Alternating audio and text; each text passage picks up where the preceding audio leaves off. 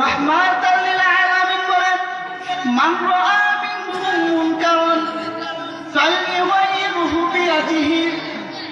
فإن لم يستطع فبلسانه فإن لم يستطع فبقلبه وذلك أضعف الإيمان العالمين বলেন মান রাআ মিনকুম মুনকারান, তোমাদের মধ্য থেকে যখন দেখবা আমার কোন উম্মত কোন গুনাহের কাছে লিপ্ত, সরাসরি দেখতেছে কোন এক আল্লাহর বান্দা সে সরাসরি কোন গুনার কাছে লিপ্ত,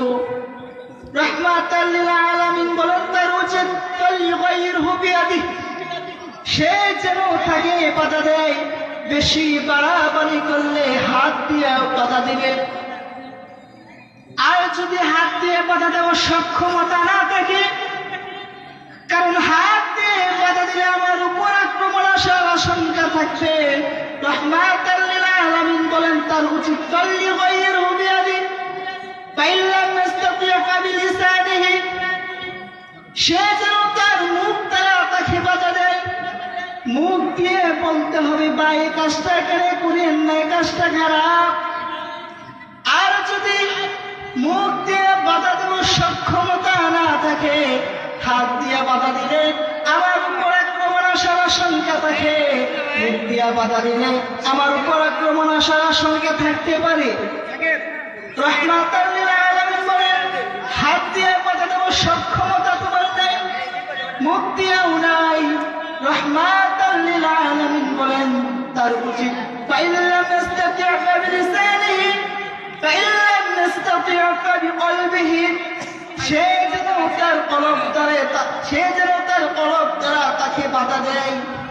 রাহমাতাল লিল আলামিন বলেন আমার যে উম্মত হাত দিয়ে বাধা দেওয়ার সক্ষমতা রাখে না, মুখ দিয়ে বাধা দেওয়ার সক্ষমতা রাখে না,